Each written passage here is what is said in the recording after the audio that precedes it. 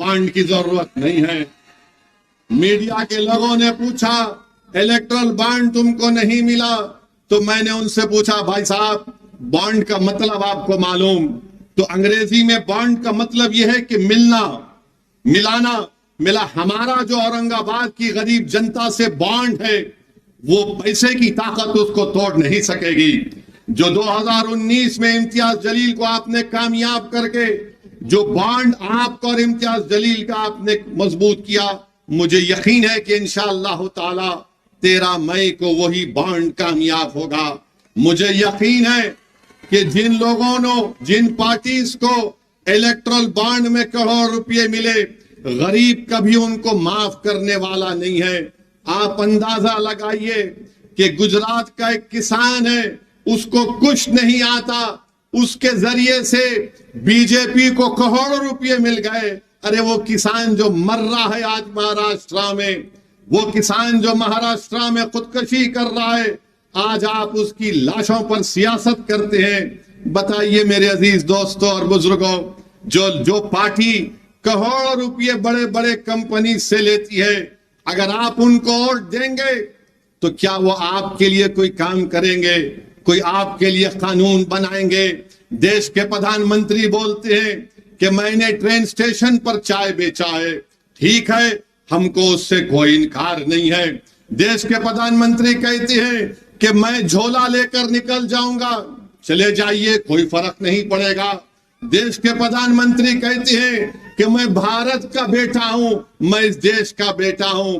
भारत के प्रधानमंत्री कहते हैं कि मेरी कोई औलाद नहीं है, मेरी कोई घर में नहीं है, ठीक है, ये आपका जाती फैसला है, हमारे घर में है। मगर ये बताइए कि जब आप ये सब बातें करते हैं, क्या आपको यह नहीं, आप नहीं सोचे कि कैसे आपने 6,000 करोड़ रुपये बड़े बड़े सेठों से लिया, जब किसान मर रहा था, जब नौजवानों का मुकद्दर बेरोजगारी बन चुका है, महंगाई गरीब की कमर तोड़ रही है, नौजवान पढ़ा लिखा है, नौकरी उसके पास नहीं है, मगर बड़ी बड़ी बातें करने वाले नरेंद्र मोदी देश के इन बड़े बड़े सेठों से 6,000 करोड़ रुपए लेते हैं और बोलते हैं क्या करें, हमने सबको दिया। तो मैं कहने पर मजबूर हूं देश के प्रधानमंत्री कि इस हम्माम में सब नंगे हैं, सब नंगे इस हम्माम में। 6,000 करोड़ बीजेपी को, कोई 1300-1400 करोड़ कांग्रेस को, राष्ट्रवादी कांग्रेस कोई पीछे नहीं है, ये दूसरी शिवसेना वो भी पीछे नहीं है। सब बोल रहे, जैसा हम दक्षिणी जबान में बोलते कि चोरा चोरा मिलके गावा बांट लिए। मैं इनको चोर नहीं बोल रहा हूं, कहावत बोल रहा हूं, कहावत है, चोर हम ही है। ये क्या है भाई, ये तो बड़े आदमी है। आप अंदाजा लगाइए, एक किसान से जिस जिंदगी में करोड़ रुपए नहीं कमाता, गुजरात में उसके जरिए से इलेक्ट्रल बॉन्ड में 50 करोड़ रुपए दे दिए।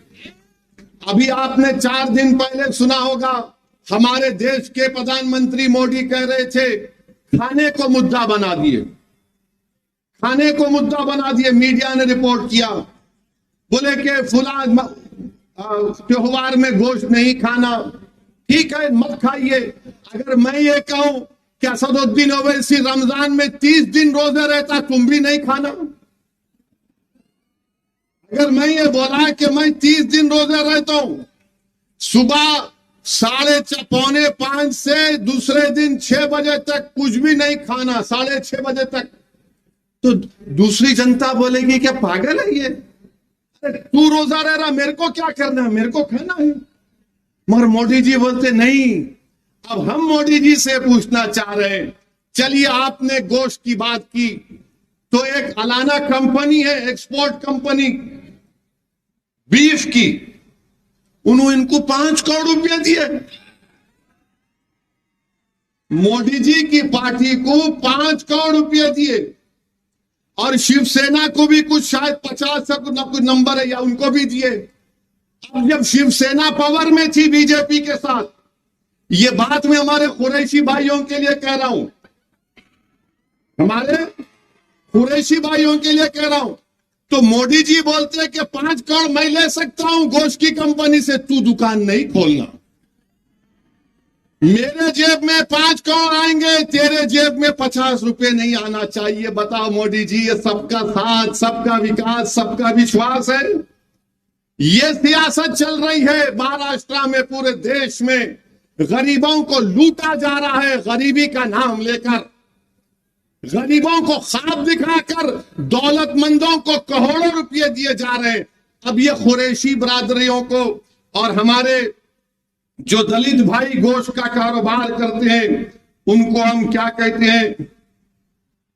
उनको हम खथिक कहते हैं ना, खथिक।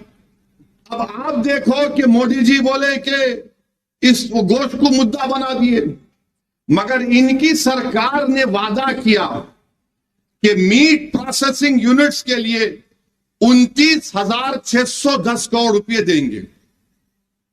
29,610 करोड़ रुपए। अरे भाई, वो गरीब क्या करेगा फिर बताओ? आप पॉलिसी बनाएंगे और गाली सबको देंगे। तो मेरे भाई, चाहे बीजेपी हो, चाहे शिवसेना हो, राष्ट्रवादी हो, इन सबको बड़े बड़े पैसे मिल रहे हैं। तो आपसे मैं अपील कर रहा हूं कि आपने अपनी एक आजाद आवाज को, इम्तियाज जलील को कामयाब किया, जिसने औरंगाबाद की पार्लियामेंट कॉन्स्टिट्यूंसी में अमन को मजबूत किया, भाईचारगी को मजबूत किया। और आज आप देखते क्या है कि इम्तियाज जलील की कामयाबी को रोकने के लिए दो शिवसेना, दो राष्ट्रवादी कांग्रेस, एक बीजेपी और एक आपके कांग्रेस, 6 मिलकर इम्तियाज जलील को रोकने को आ रहे हैं। मैं औरंगाबाद और वैजापुर की जनता से अपील कर रहा हूं कि 6 की जगह 600 भी आ जाएं। मुझे यकीन है कि आपके सियासी शऊर पर, मुझे पूरा भरोसा है कि 5 साल का इम्तियाज जलील का रिकॉर्ड आपके सामने है। पार्लियामेंट में इम्तियाज जलील ने खड़े होकर सिर्फ एक समुदाय या मुसलमानों के लिए बात नहीं की। जब इम्तियाज जलील के सामने मुद्दा आया मराठा आरक्षण का, तो हमने उठकर इम्तियाज जलील ने कहा कि मराठाओं को आरक्षण मिलना चाहिए। बल्कि मुझे इम्तियाज जलील की तकरीर यूट्यूब पर है, आप जाकर देखिए। इम्तियाज जलील ने कहा था कि मराठाओं को धोखा दिया जाएगा और कोर्ट से इसको रद्द करवाया जाएगा। वो वैसे ही हुआ। फिर हमने कहा कि मराठाओं को मिलना चाहिए।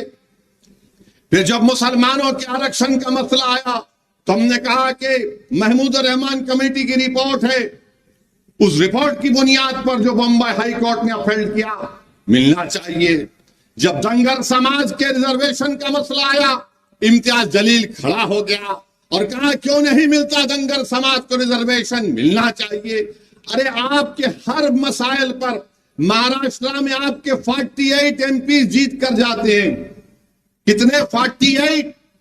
उन 48 में सबसे ज्यादा बोलने वाला महाराष्ट्र के गरीबों के लिए, महाराष्ट्र के दलितों के लिए, महाराष्ट्र के धनगर समाज के लिए, महाराष्ट्र के मराठाओं के रिजर्वेशन के लिए, महाराष्ट्र के गरीबों के लिए, महाराष्ट्र के औरंगाबाद की आवाम के लिए, तो उसका नाम इम्तियाज जलील था। दूसरे भी जीत कर गए, मगर मुंह नहीं खोलते थे, मुंह नहीं खोलते थे।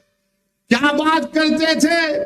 हमारा पार्टी, हम इसको तोड़ के आ गए, हम उसको लेकर आ गए। महाराष्ट्र की आवाम के लिए, गरीबों के लिए अगर कोई बात कर रहा था, तो 5 साल तक भारत की पार्लियामेंट में इम्तियाज जलील था। मेरे अजीज दोस्तों और बुजुर्गों, जो लोग इम्तियाज जलील को गाली देते हैं, अरे बताओ, इसी वैजापुर में, यहां पर एक गांव में एक मंदिर के लिए इम्तियाज जलील ने अपने एमपी लैंड फंड से 15 लाख रुपए दिए।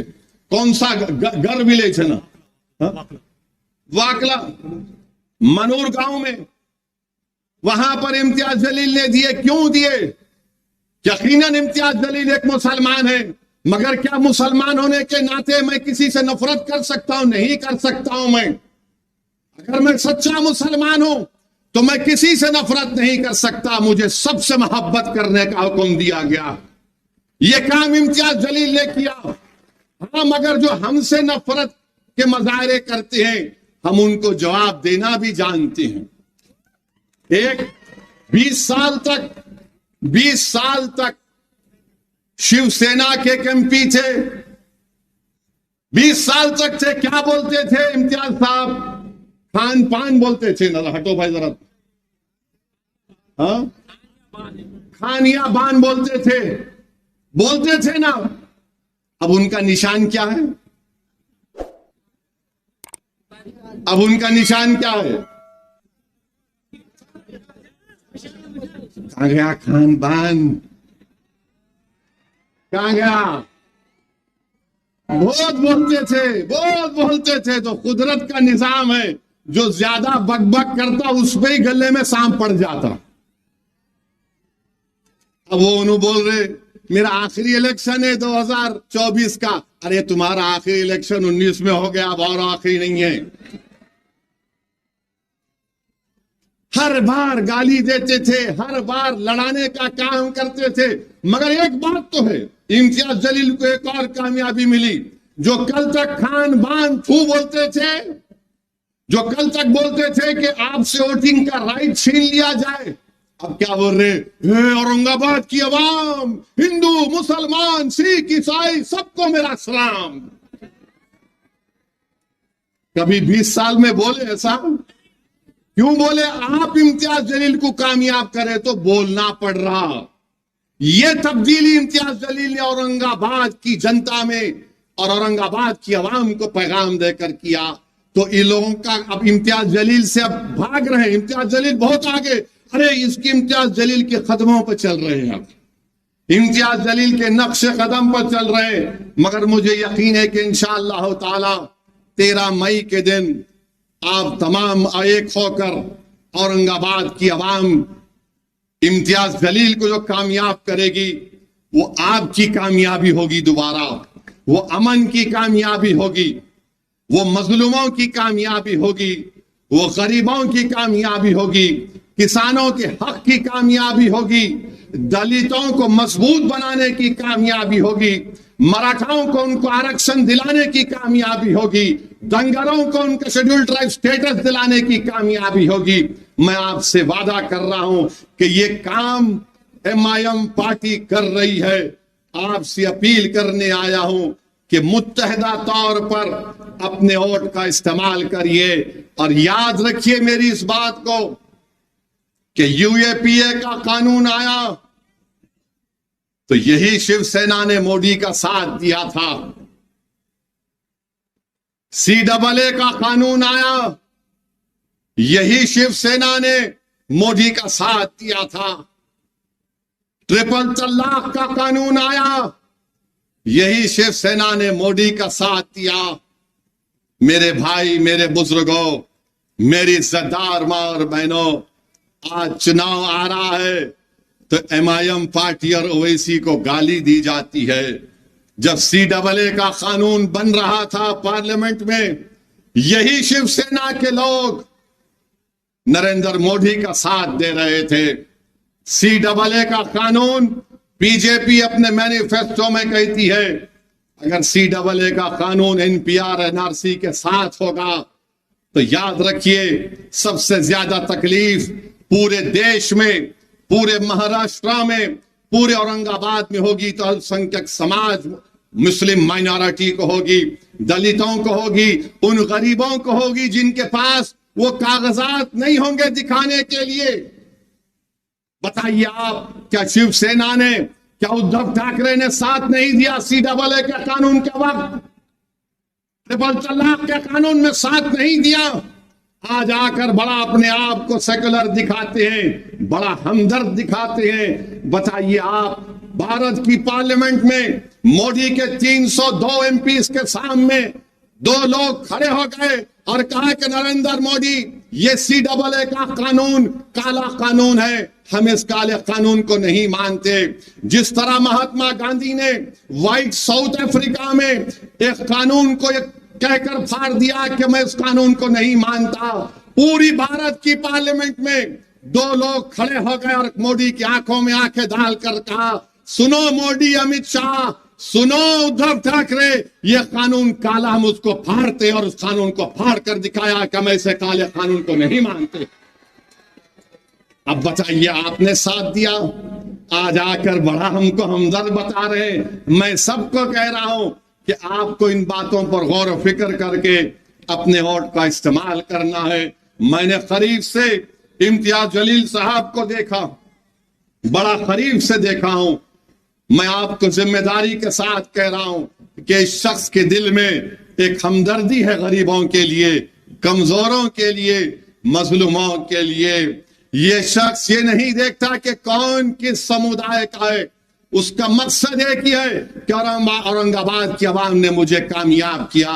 मैंने कई मर्तबा ऐसे लोगों के इम्तियाज जलील से पार्लियामेंट में और उनके घर पर मुलाकात करते हुए देखा जो औरंगाबाद में इम्तियाज जलील के खिलाफ काम किए। मैंने एक बार पूछा इम्तियाज जलील से कि ये भी महाशय आ गए आपके पास? तो बोले हाँ असद भाई आ गए, मेरे खिलाफ काम किए, मगर जो मेरे घर पे आ गया वो मेरे औरंगाबाद पार्लियामेंट की कॉन्स्टिट्यूंसी से आया है, वो मेरा भाई है, मैं इसका काम करके दूंगा। दो मर्तबा इम्तियाज जलील उस आदमी के काम के लिए दौड़ धूप कर रहे थे। तो ऐसे एमपी की आपको जरूरत है। याद रखिए 20 साल आप बंदी थे, अब आप आजाद हैं, अब आप आजाद हैं। 48 एमपी में एक मीम जीतता है तो सबके पेट में दर्द हो जाता है। ये कौन है, ये कैसे जीत कर आया है? लोग ये समझ रहे थे कि इम्तियाज जलील जीत कर आएगा तो असदुद्दीन ओवैसी सिर्फ भाषण देगा और इम्तियाज जलील दूसरों की तरह खामोश बैठे रहेगा। मैंने इम्तियाज साहब से पहले ही कहा था, पहले दिन से मैंने कहा इम्तियाज साहब शुरू कर दो बैटिंग, आपको रुकना नहीं है। इस देश की जनता को मालूम होना चाहिए कि हम आवाम के नुमाइंदे हैं, हम आवाम के वोटों से जीत कर आते हैं, हमारा काम उनकी आवाज को उठाना। आप उठाकर देख लीजिए भारत की लोकसभा में पूरा रिकॉर्ड है इम्तियाज जलील का। और ये जो 20 साल में ये जो खान बान जा क्या बोलते थे, कितने बार उन्होंने बात की, जब कभी भी बोलते थे वफ को खत्म कर दो, वो वैसा कर दो। इनके अखबार में लिखा जाता था कि असदुद्दीन ओवैसी का वोटिंग राइट छीन लिया जाए। आज बड़ी हमदर्दी की बातें कर रहे। क्या यही उद्धव ठाकरे ने महाराष्ट्र की विधानसभा में खड़े होकर क्या कहा था बाबरी मस्जिद के बारे में? ये आपके सामने है। तो फिर से आपसे कह रहा हूं, 2 शिवसेना, 2 राष्ट्रवादी, 1 बीजेपी और 1 कांग्रेस ये नहीं चाहते कि आपकी आजाद आवाज औरंगाबाद से दोबारा कामयाब हो जाए। ये नहीं चाहते कि यह आवाज कामयाब होकर जालिमों से पंजा आजमाई करे। ये सब के सब इलेक्ट्रल बॉन्ड के गुलाम है। हम आपके खाजिम हैं, हम औरंगाबाद की आवाम की जनता के नौकर हैं। आपसे मैं अपील कर रहा हूं कि 13 तारीख के दिन सुबह के अवलीन वक्तों में आप अपने घर से निकलकर अपने के कोर्ट का इस्तेमाल करिए। मैं हमारे तमाम दलित भाइयों से भी अपील कर रहा हूं कि इम्तियाज जलील साहब का साथ दीजिए। आप पूरे एतमाद के साथ 13 मई के दिन निकलकर इम्तियाज जलील साहब का साथ दीजिए। और हमने अमरावती में यह फैसला लिया कि जनाब आनंद अंबेडकर साहब की हम तायीद कर रहे हैं। मैं अमरावती के तमाम जिम्मेदारों से, वहां के बुजुर्गों से अपील कर रहा हूं कि आनंद अंबेडकर साहब की आप सपोर्ट करें, उनको वोट दें ताकि वो वहां पर बीजेपी के एमपी को शिकस्त देकर आनंद अंबेडकर साहब को भी वो मेंबर ऑफ पार्लियामेंट बनाकर अमरावती से भिजाएं। ये एमआईएम पार्टी ने फैसला लिया है। तो मेरे अजीज दोस्तों और बुजुर्गों, मेरी आप तमाम से अपील है कि एमआईएम पार्टी आपकी आवाज है। आज आप देख रहे हैं कि कोई आइडियोलॉजी नहीं, सब कभी इधर थे तो कभी उधर जा रहे, कभी इधर जा रहे तो इधर जा रहे।